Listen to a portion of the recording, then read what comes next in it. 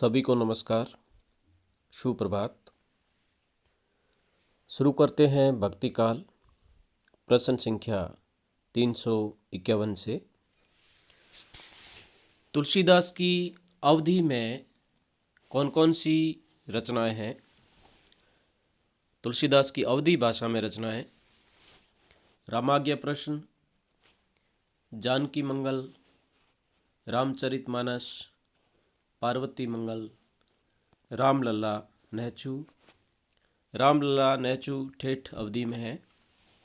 रामाज्ञा प्रश्न, जानकी मंगल, रामचरितमानस, पार्वती मंगल, रामलला, नहचू तुलसीदास की अवधि भाषा में रचनाएं। नाभादास का उपनाम नारायण दास किसने बताया? Doctor Grierson. केशवदास की रचनाओं का कालक्रम। यूजीसी नेट में प्रश्न आता है, कालक्रम अनुसार रचनाएं। केशवदास की रचनाओं का कालक्रम: सबसे पहले रसिक प्रिया, रामचंद्रिका, कवि प्रिया, रतन बावनी, वीर सिंह देवचरित, विज्ञान गीता, जहांगीर जस चंद्रिका। रसिक प्रिया, रामचंद्रिका, कवि प्रिया, रतन बावनी, वीर सिंह देवचरित, विज्ञान गीता, जहांगीर जस चंद्रिका। केशवदास ने किसकी रचना एक रात में की? बहुत ही महत्वपूर्ण प्रश्न है। केशवदास ने किसकी रचना एक रात में की? रामचंद्रिका।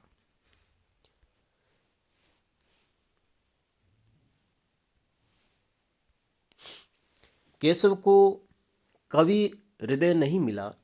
केशव को कवि हृदय नहीं मिला, यह कथन किसका है? आचार्य शुक्ल। सेनापति के कवित रत्नाकर में कितने छंद और तरंग हैं? सेनापति के कवित रत्नाकर में कितने छंद एवं तरंग हैं? 394 छंद और 5 तरंग। 394 छंद और 5 तरंग सेनापति के कवित रत्नाकर में।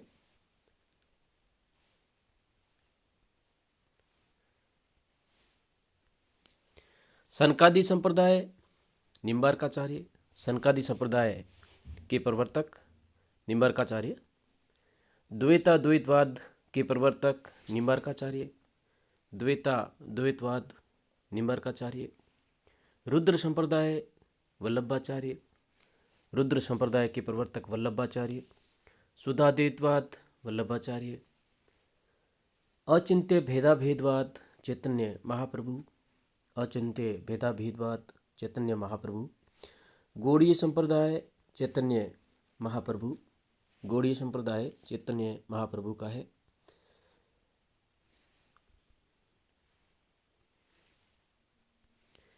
निम्बार्क संप्रदाय में हेतु सखी का अवतार माना जाता है। महत्वपूर्ण प्रश्न है। निम्बार्क संप्रदाय में हेतु सखी का अवतार माना जाता है श्री भट्ट। वल्लभाचार्य किसके समकालीन थे? ये भी महत्वपूर्ण प्रश्न है। वल्लभाचार्य किसके समकालीन थे? सिकंदर लोदी तथा बाबर के। कालक्रम अनुसार अष्टछाप की कवि। बहुत ही महत्वपूर्ण प्रश्न, इम्पोर्टेंट, वेरी वेरी इम्पोर्टेंट, कई बार परीक्षाओं में आ भी चुका है कि वल्लभाचार्य के शिष्य और विठलनाथ के शिष्य कालक्रम अनुसार अष्टछाप कवि। कुशुपकरी, पहली जो ट्रिक है वो बनेगी कुशुपकरी कुशुपकरी कुशुपकरी, जो कि गुरु वल्लभाचार्य के शिष्य है। कुंभनदास, सूरदास, परमानंद दास, कृष्णदास। कुंभनदास, सूरदास, परमानंद दास, कृष्णदास। इनके गुरु का नाम है वल्लभाचार्य। गोची चन, गोची चन, गोची चन ये ट्रिक है। इनके गुरु विठलनाथ, गोविंद स्वामी, चित्त स्वामी, चतुर्भुज दास, नंददास। गोविंद स्वामी, चित्त स्वामी, चतुर्भुज दास, नंददास।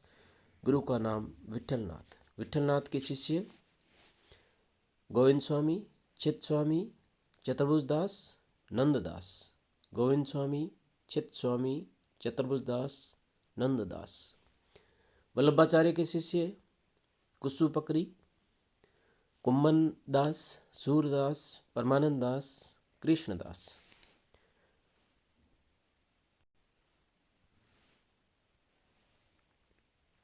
सूरदास ही ब्रज भाषा के प्रथम कवि है। यह पंक्ति किसकी है? आचार्य हजारी प्रसाद द्विवेदी। सूरदास ही ब्रज भाषा के प्रथम कवि है। यह पंक्ति आचार्य हजारी प्रसाद द्विवेदी। शूर सागर में कितने पद एवं स्कंद है? बहुत ही महत्वपूर्ण प्रश्न। शूर सागर में कितने पद एवं स्कंद है? शूर सागर में 4936 पद तथा 12 स्कंद है। ब्रह्मरक गीत में कुल कितने पद है? 700 पद। शूर सागर में पद 4936, स्कंद 12, ब्रह्मर गीत में पद 700।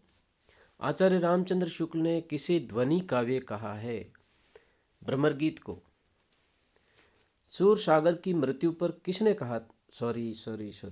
सूरदास की मृत्यु पर किसने कहा था?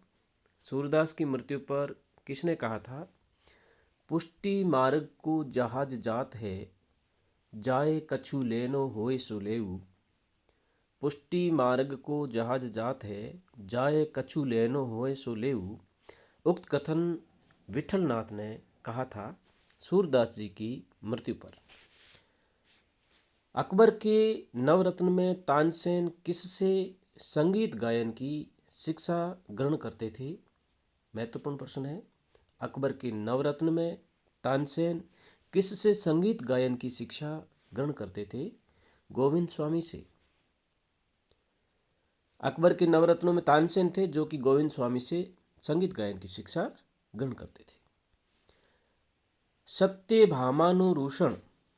सत्यभामानुरूषण रचना किसकी है? मीराबाई की। रुक्मणी मंगल रचना मीराबाई।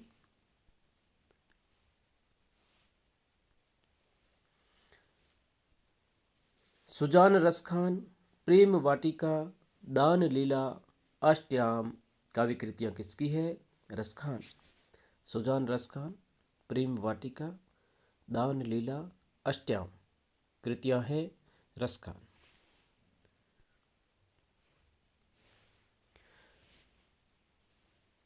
साथियों, इसमें बहुत मेहनत लगती है, पूर्ण मनोयोग से कार्य किया जाता है। अगर अंतरात्मा की आवाज़ निकले तो इस चैनल को ज़रूर सब्सक्राइब कर दें ताकि हमें प्रोत्साहन मिलेगा। प्रश्न संख्या 375।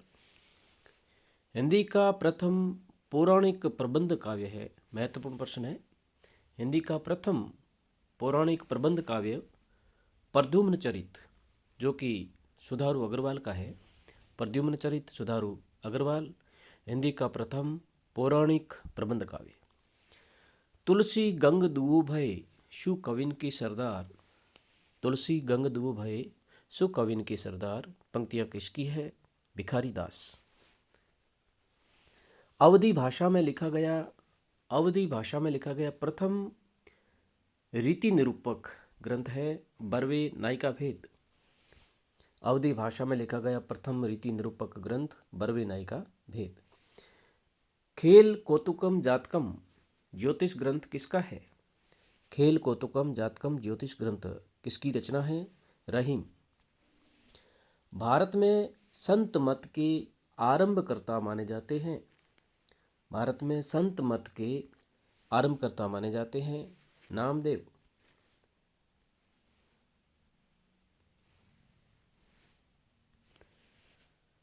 संत साधना का साहित्यिक रूप सर्वप्रथम किस स्थान से प्रारंभ हुआ? संत साधना का साहित्यिक रूप सर्वप्रथम किस स्थान से प्रारंभ हुआ? पंढरपुर, महाराष्ट्र। संत काव्यधारा की शिल्पगत विशेषता नहीं है। संत काव्यधारा की शिल्पगत विशेषता नहीं है प्रबंध काव्य लेखन। संत काव्यधारा के अंतर्गत आने वाले कवि नहीं है अग्रदास। अग्रदास जी संत काव्यधारा के अंतर्गत आने वाले कवि नहीं हैं।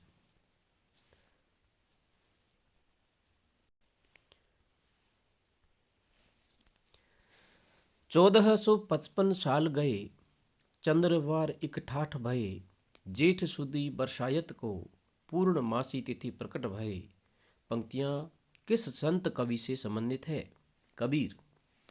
1455 साल गए, चंद्रवार इक ठाठ भये, जेठ सुदी बरसायत को, पूर्ण मासी तिथि प्रकट भये। पंक्तियां किस संत कवि से संबंधित है? कबीर। कबीर का समय माना जाता है 1398 ईस्वी से 1518 ईस्वी। 1398 ईस्वी से 1518 ईस्वी। डॉक्टर नगेंद्र के अनुसार कबीर की रचनाओं की संख्या कितनी है? 63। डॉक्टर नगेंद्र के अनुसार कबीर की रचनाओं की संख्या 63। डॉक्टर नगेंद्र के अनुसार अगाध मंगल, रेखता, हंस मुक्तावली आदि किसकी रचनाएं हैं? कबीर। महत्वपूर्ण प्रश्न है। डॉक्टर नगेंद्र के अनुसार अगाध मंगल, रेखता, हंस मुक्तावली किसकी रचनाएं हैं? कबीर। प्रतिभा उनमें बड़ी प्रखर थी, कबीर के विषय में यह कथन किसका है? शुक्ल।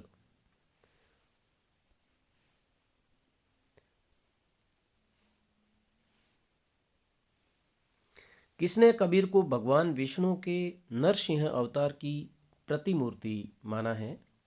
किसने कबीर को भगवान विष्णु के नरसिंह अवतार की प्रतिमूर्ति माना है? हजारी प्रसाद द्विवेदी।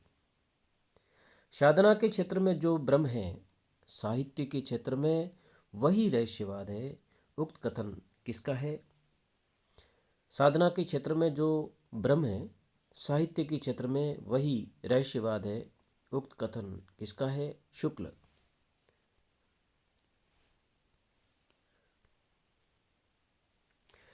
गुरु ग्रंथ साहिब में संकलित कबीर की साखियों को क्या कहा गया है? महत्वपूर्ण प्रश्न है। गुरु ग्रंथ साहिब में संकलित कबीर की साखियों को क्या कहा गया है? सलोकू। दादू दयाल का जन्म व निधन 1544 ईस्वी जन्म और 1603 ईस्वी में निधन। 1544 से 1603। परब्रह्म संप्रदाय के प्रवर्तक दादू दयाल। परब्रह्म संप्रदाय के प्रवर्तक दादू दयाल।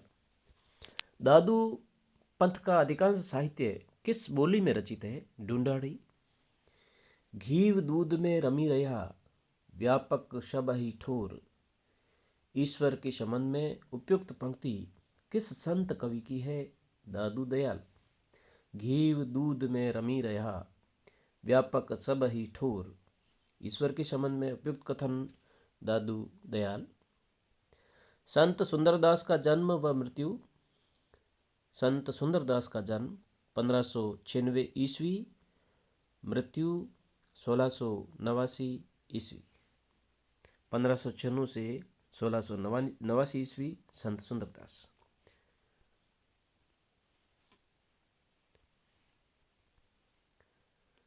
संत सुंदरदास द्वारा रचित ग्रंथों की संख्या 42।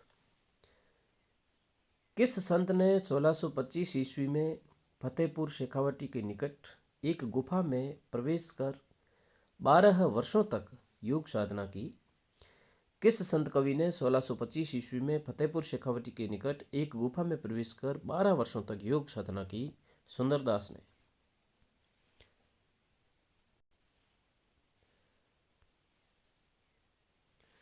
किस संत ने अपनी रचनाओं में परिष्कृत ब्रज भाषा का प्रयोग किया? सुंदरदास। किस संत ने अपनी रचनाओं में परिष्कृत ब्रज भाषा का प्रयोग किया? सुंदरदास ने। संत मलुकदास का जन्म एवं निधन काल। संत मलुकदास का जन्म 1574 ईस्वी, निधन 1642 ईस्वी। संत मलुकदास जन्म 1574 ईस्वी, मृत्यु 1642 ईस्वी। किस संत कवि ने अपनी रचना सुख सागर में अपना गुरु पुरुषोत्तम को माना है? महत्वपूर्ण प्रश्न है। किस संत कवि ने अपनी रचना सुख सागर में अपना गुरु पुरुषोत्तम को माना है? मलुकदास ने। धन्यवाद साथियों। अग्रिम वीडियो का नोटिफिकेशन सबसे पहले पाने के लिए इस चैनल को सब्सक्राइब करें। अधिक जानकारी के लिए हिंदी साहित्य वस्तुनिष्ठ पर विजिट करें। धन्यवाद।